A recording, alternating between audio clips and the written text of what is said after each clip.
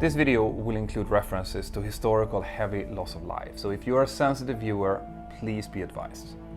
It's the 3rd of March 1974. Turkish Airlines Flight 981, a McDonnell Douglas DC-10, is climbing away from Paris Orly Airport. As the aircraft climbs through about 12,000 feet, a sudden explosive decompression occurs as the aft cargo door rips off the aircraft.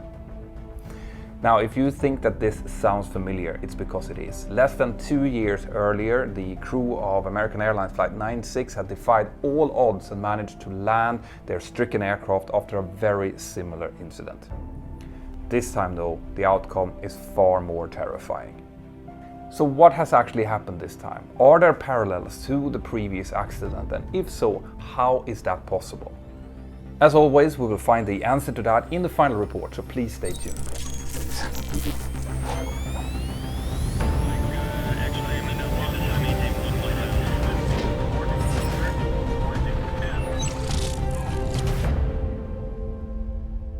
It's impossible to tell you the story about Turkish Airlines Flight 981 without first explaining American Airlines Flight 96. Okay, these incidents are very similar, and I did a video about American Airlines Flight 96 just last week, so I highly recommend you to check that out before you watch this video. In summary, American Airlines Flight 96 was also flown by a McDonnell Douglas DC-10, and when the crew departed Detroit and climbed through roughly 11,700 feet, its aft cargo door ripped off the aircraft, causing an explosive decompression. And because of a lack of ventilation between the passenger cabin and the cargo hold, part of the aft cabin floor collapsed in towards the missing door, severely damaging the control cables to the horizontal stabilizer, to the elevator's rudder and the number 2 engine. Now, through a combination of skill of both the flight crew and the cabin crew, this aircraft managed after some severe difficulties to get down safely on the ground, and everyone survived.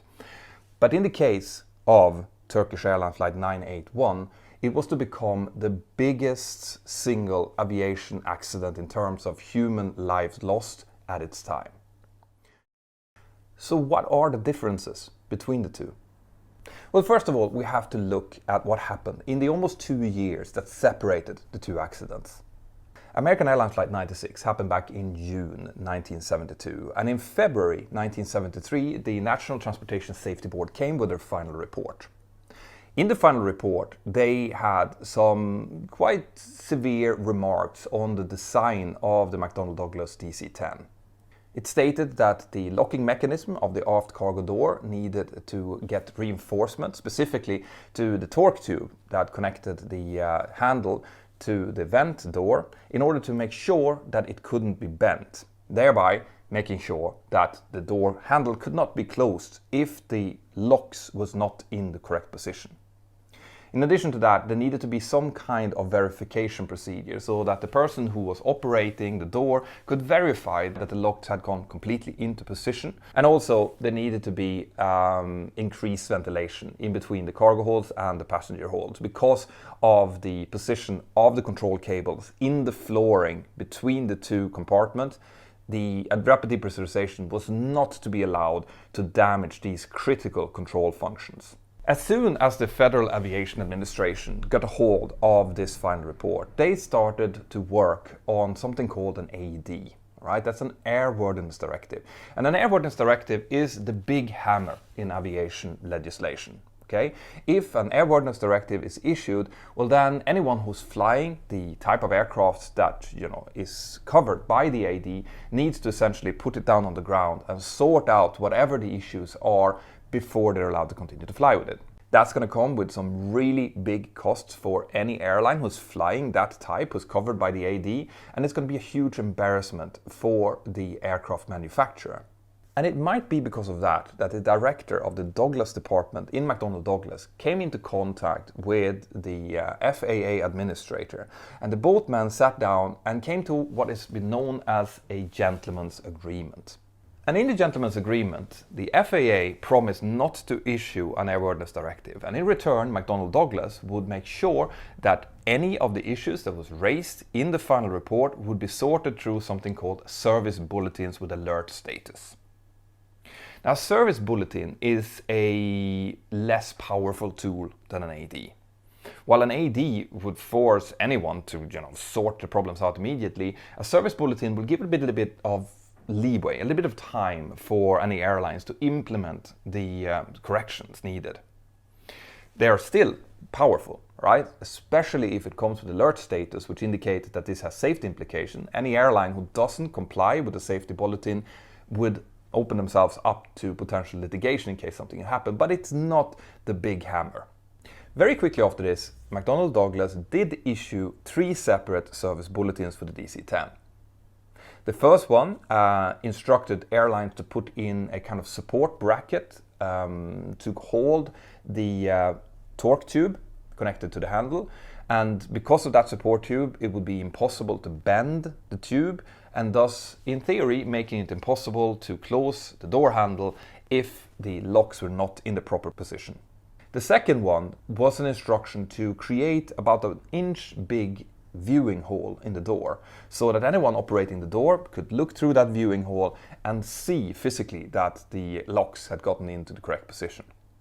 The third service bulletin was to provide better electrical wiring to the electrical motor that was driving the locking mechanism to make sure that it wouldn't stop prematurely. When it came to the part of the special report that mentioned the increased ventilation between the passenger cabin and the cargo compartment, McDonnell Douglas hadn't found a proper solution to that yet, so there was no service bulletin issued on that matter at this time. The aircraft that was later going to become Turkish Airlines Flight 981, Ship 29, was delivered to Turkish Airlines with paperwork stating that all 3 of these service bulletins had been properly implemented. Now, in the subsequent investigations, it was going to come to light that only 1 of them actually had been completed, but we'll talk about that in a while. Turkish Airlines Flight 981 was scheduled as a 2-leg flight starting in Istanbul and then about a 4-hour flight over towards Paris Orly Airport and then a very short last leg over towards London Heathrow. On the first leg there was 167 passengers and 11 crew. The captain of the flight was called Nejat Berköş, is 44 years old, has 7,000 hours in total, of which 438 hours was on type at the day of the accident. Together with him was First Officer Oral Ulusman, 38 years old, 5,589 hours and 628 hours on type. The flight engineer is called Erhan Öçer, 37 years old, 2,113 hours and 775 hours on type. There were 8 flight attendants from both the UK, France and Turkey on board. The first flight was completely uneventful. It left Istanbul at 7:57 local time and landed about 4 hours later at 11:02 in Paris Orly local time. Now, when they arrived to Paris, 50 of the passengers disembarked the aircraft and they boarded another 216 passengers. This was quite unusual because normally this second leg was a little bit underbooked. But because of some strike action happening, passengers from both Air France and British Airways had been rebooked onto this Turkish Airlines flight to bring them over to London. The turnaround was initially supposed to be only 1 hour, but because of all of these extra passengers that was getting onto the aircraft, they delayed the flight for another 30 minutes. And while they were doing the turnaround, the aft cargo hold was completely emptied from cargo.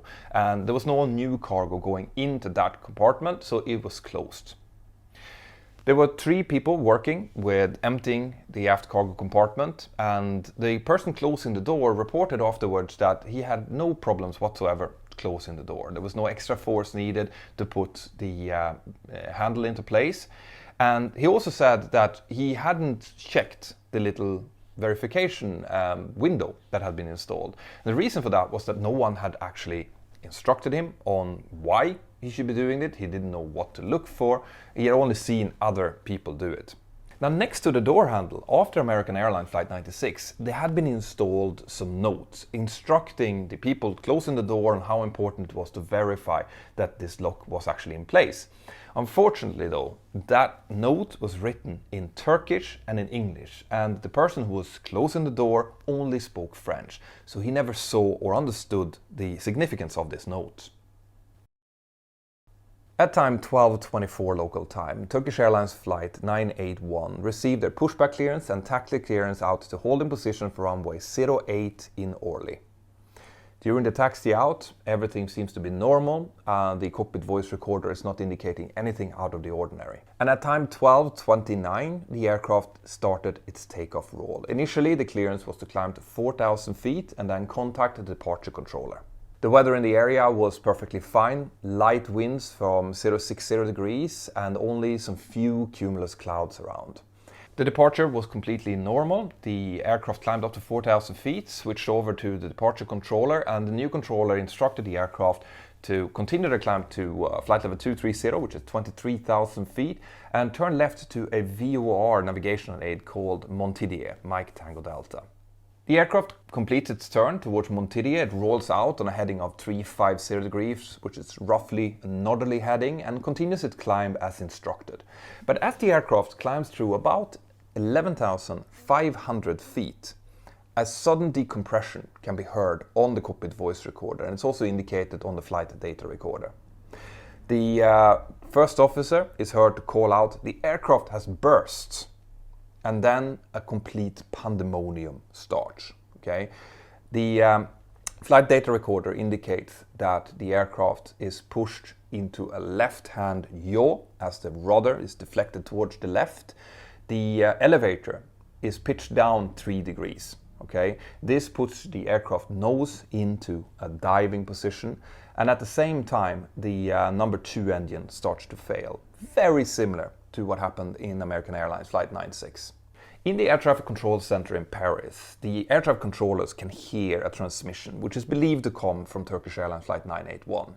The reason that they're not sure is because that the person that is holding the transmission button in the aircraft is not actually communicating with air traffic control. They can hear voices in Turkish that is talking about the severity of the problem that they're facing. They can also hear the cabin altitude alarm in the background, as well as the overspeed alarm. And this transmission goes on for several seconds.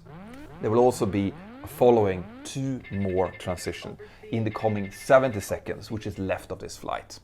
At the same time, the controllers are looking at both their primary and their secondary radar. The secondary radar is the one that gets information from the aircraft transponder, and around about when the first transmission is coming from the aircraft, the code of the aircraft disappears from the secondary radar. But on the primary radar, the controllers can still see what now appears to be 2 different radar echoes. So the first one is representative of the aircraft, which continues up in a northerly direction, turning slightly toward the left.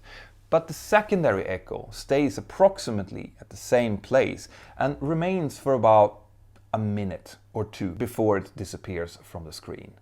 Subsequent investigations will show that as the aft cargo door once again opened in flight and got ripped off the aircraft, this time the passenger cabin floor in the back part of the aircraft collapsed in a much more catastrophic way, and 2 rows of passengers actually got pushed out through the open cargo compartment.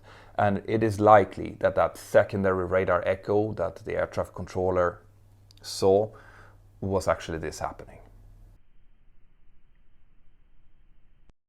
The aircraft finds itself in a dive almost 20 degrees nose down, and that is a horrific attitude. Okay, as this is happening, the aircraft speed is increasing to 360, 400, and subsequently 430 knots. As the speed is increasing, the way aircrafts are built is that if they don't have any kind of control inputs, the stability of the aircraft will return the nose into an almost level position.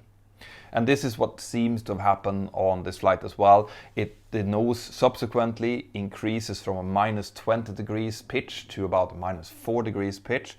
The speed stabilizes around 430 knots, but even though the pilot seems to have control of their ailerons, there is no control in pitch in this case. So the aircraft will actually continue to fly for another approximately 15 kilometers before it impacts the forest of Ermenonville, which is about 37 kilometers northeast of Paris. The aircraft initially makes contacts with the tops of the trees in a about 4-degree descending angle and a slight left-hand turn, and subsequently it slams into the ground with almost 800 kilometers per hour. Because of that speed and the force of the impact, the aircraft is shattered into thousands of small fragments, and there's no fire breaking out just because of the sheer force of the impact.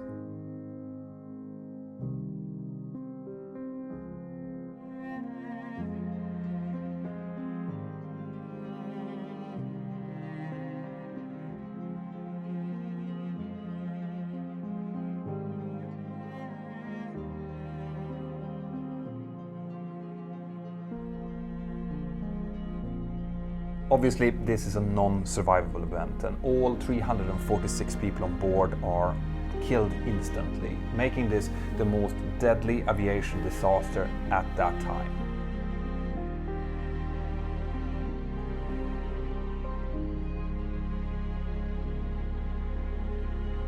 Now the investigation kicks in, and among the debris field they managed to find both the cockpit voice recorder and the flight data recorder, which greatly helps the investigation. Also, in a field about 15 kilometers earlier, just under where the initial incident happened, they find the bodies of 6 passengers still strapped to their seats and what's left of the aft cargo door. And when they're starting to look into the cargo door, they immediately recognize the similarities with the accident 2 years earlier of American Airlines Flight 96. Because as they're looking into the lock mechanism, they see once again that the 4 main locks are not properly engaged. They have partially engaged, but they haven't achieved the over-center position, which makes the whole locking mechanism irreversible. But how is that possible? There was 3 separate service bulletins that were in force in order to stop precisely this from happening. Well, as the investigators continued to look into the door, they realized that even though the aircraft has been certified, as all of these 3 safety bulletins have been completed, they haven't been. In fact, the support bracket that is supposed to hold the upper torque tube and support it to make sure that it cannot be bent has not been installed at all. There is some indication that work has begun on the door, but it has never been completed. And when they continue looking down onto the locking mechanism, they look at the locking pins. The way that the locking pins are supposed to work is that as long as the locks are not completely in position, the locking pins are hidden behind a couple of metal flanges. So if you try to close the door handle with the locking pins behind those, the flanges will basically stop the mechanism from moving and making it impossible to close the door. But on the accident aircraft, it looks like these locking pins have been manually adjusted, and they're now about 8 millimeters shorter than they should be. And what that means is that as the door handle is being closed, the locking pin does come into contact with the backside of the metal flange, but there is a very little margin, and that margin can be overcome by the whole mechanism bending. And because the support bracket has not been installed, that torque tube once again is allowed to bend, making it easy to close the door. Only about 50 pounds would be needed in order to close the door. And this lines up with the ground handling agent, who said that he didn't feel that he needed to use any excessive force more than what he was used to close the door handle. Another adjustment that is found is that the lock indication mechanism that is supposed to send a signal up to the cockpit indicating when the doors are properly locked has also been adjusted. So in the position that it's found, the door locked light would have gone out before the lock comes into its properly closed position. Now, the ground handling agent would have been able to stop this sequence of events if he had been properly trained to actually check that the locking mechanism had engaged properly. But he hadn't been trained, and in fact on a regular basis it would be the ground engineer of Turkish Airlines who should be doing the walk around and verify that these locks were in place, but he was not on duty on that day. So as you can see guys, as is the case with so many of these accidents, if any one of these factors would not been in place, it would have stopped the sequence of events that led up to the disaster. If the ground service agent had checked through the viewing hall and verified that the locks were in place, he would have seen that they weren't and it would have stopped it. If any one of the service bulletins that were implemented in order to keep this from happening would have been properly implemented, it wouldn't have happened either. But because that wasn't the case, the aircraft proceeded with taking off with the locks not properly engaged, and as the differential pressure inside of the cargo hold started to rise, so did the pressure on the cargo door. If the cargo door would have been properly locked, that pressure would have been routed on towards the stops, which it was designed to do, and nothing would happen. But because the locks were not properly engaged, all of this force was now transferred onto the bolts that held the mechanism in place. And when the force became strong enough, it sheared off those bolts, opening the door and enabling the disaster. And this happened at around 12,000 feet, which was almost exactly the same altitude as it happened on American Airlines Flight 96. But why did this DC-10 end up in such a huge disaster when the American Airlines Flight 96 managed to land the aircraft safely? Well, the answer to this likely lies in the load of the aircraft, because the American Airlines Flight 96 only had about 56 passengers on board, and in the aft part of the cabin they had a lounge area and a small bar. But the Turkish Airlines Flight 981 was a completely full aircraft. Right? It was 346 people on board, which meant that as the cargo door opened and the depressurization happened, there still wasn't enough venting, leaving the air from the passenger cabin anywhere to go in order to equalize the pressure difference between the cargo hold and the passenger cabin. This put an enormous amount of pressure onto the floor, a pressure that the aircraft was not designed to take. And because of the extra load, with all of the passengers sitting on top of the floor, it is likely that the floor at the back of that DC-10 completely collapsed, severing all of the control cables to the elevator, to the stabilizer, to the rudder, and to the engine number 2. If all of those cables were severed, it would have left the aircraft completely without any control in pitch.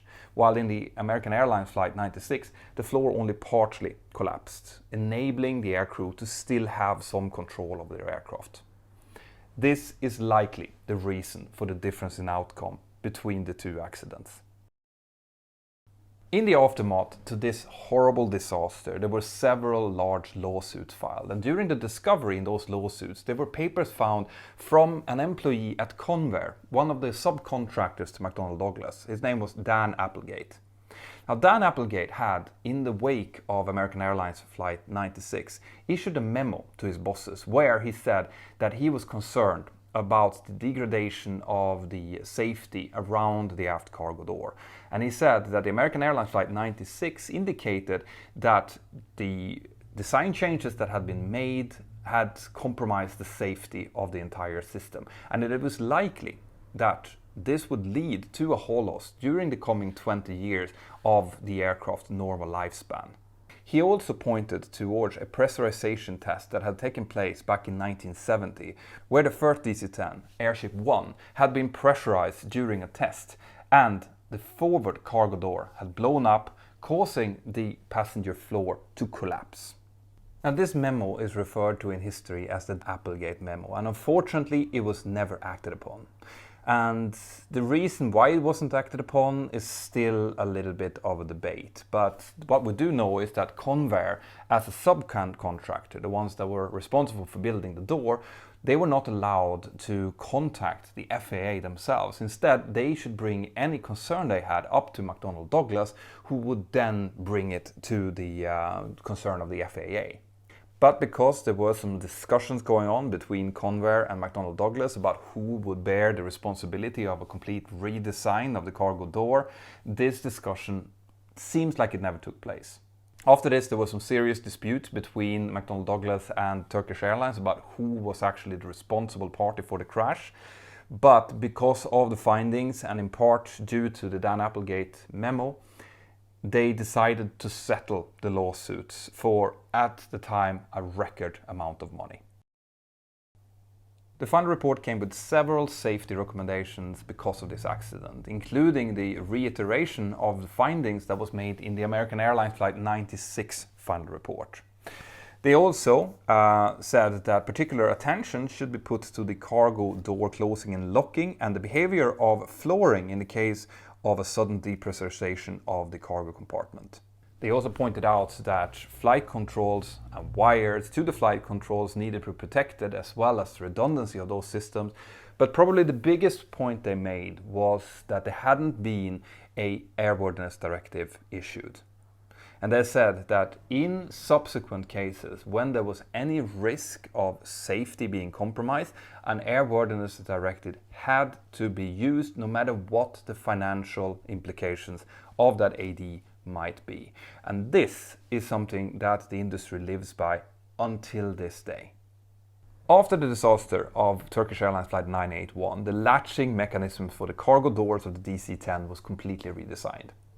The new design made sure that the mechanism wouldn't stop until the latches were in their perfectly closed position. Also, it connected the locking pins to the vent door, making sure that the only time the vent door would be closed and enable pressurization of the cargo compartment was if the locking pins were in the correct position.